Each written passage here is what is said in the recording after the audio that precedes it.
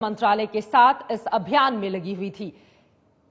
कल पीएम के राष्ट्र के नाम संबोधन की तैयारी भी बेहद गोपनीय तरीके से की गई। नोट बंद करने के फैसले की जानकारी आरबीआई गवर्नर वित्त मंत्री को थी। पीएमओ की चुनिंदा अधिकारी और आरबीआई वित्त मंत्रालय की टीम इस काम को लेकर लगातार लगी हुई थी। पीएम के देश के नाम संबोधन की तैयारी भी गोपनीय तरीके से ही की गई। बेहद गोपनीयता बरती गई। इस पूरे मामले में जानकारी लीक ना हो इसलिए पीएमओ के अफसरों के फोन रखवा लिए गए थे। इतना एहतियात बरता गया इस पूरे मामले पर। शाम 6:30 बजे पीएमओ के कैमरे से ही मोदी से संदेश की रिकॉर्डिंग की गई। जो संदेश हमने रात को 8 बजे देखा, पूरे हिंदुस्तान ने देखा। और इस बारे में और जानकारी लेकर राजकिशोर हमारे संवाददाता जुड़ चुके हैं हमारे साथ। राजकिशोर, आपसे जानना चाहेंगे, अब सबसे ज्यादा जरूरी ये जानना होता है कि लोग क्या करें, उनको आप क्या जानकारी देंगे? देखिए, लोगों को करना क्या है कि सबसे बड़ी बात ये तो उन्होंने साफ साफ कह दिया 50 दिन का समय है। जो जिन लोगों के पास इस तरीके के नोट हैं वो उनको बैंकों में जाकर जमा करें। हाँ, प्लास्टिक मनी का ज्यादा से ज्यादा उपयोग हो, ये सरकार आने के बाद से ही वित्त मंत्रालय की पूरी कोशिश रही है।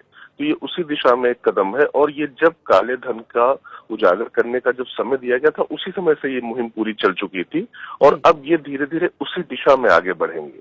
और अगर आप देखें तो 2000 का भी जो नोट आ रहा है तो उसमें भी एक नैनो चिप लग रही है और वो चिप ऐसी होगी कि उसको भी आपको छिपा के रखना मुश्किल होगा। तो सीधी सी बात है कि काले धन का जो पूरा ये गोरख धंधा है इसको खत्म करने की प्रति पूरी तरीके से प्रतिबद्ध है मोदी सरकार। सूत्र राजकिशोर क्या ये जानकारी दे रहे हैं कि पिछले 10 महीनों से सरकार इसको लेकर तैयारी कर रही थी? जी, निश्चित तौर पर बिल्कुल 10 महीने से क्या, चूंकि काला धन इनके मैनिफेस्टो में था।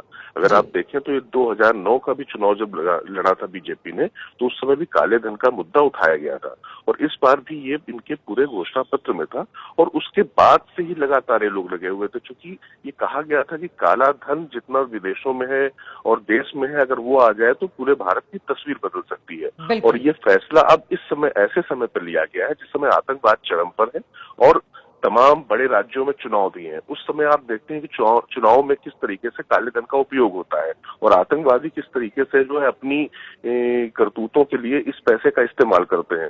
तो एक झटके में ये सारी चीजें खत्म कर दी, लेकिन निश्चित तौर पे आम आदमी को भी कुछ असुविधाएं होंगी जिसके लिए प्रधानमंत्री ने उनसे एक तरीके से खेद भी व्यक्त किया और कहा है, तरीके भी बताए हैं कि उनसे कैसे बचा जा सकता है। शुक्रिया इस पूरी जानकारी के लिए राजकिशोर आपका। तो कल ही प्रधानमंत्री मोदी की ओर से इस बात का जिक्र किया गया था कि आपको असुविधा होगी, लेकिन आगे आने वाले वक्त में इसका बड़ा फायदा भी आप देखते हुए देखेंगे देश में किस तरह से इसका बड़ा फायदा हो रहा है।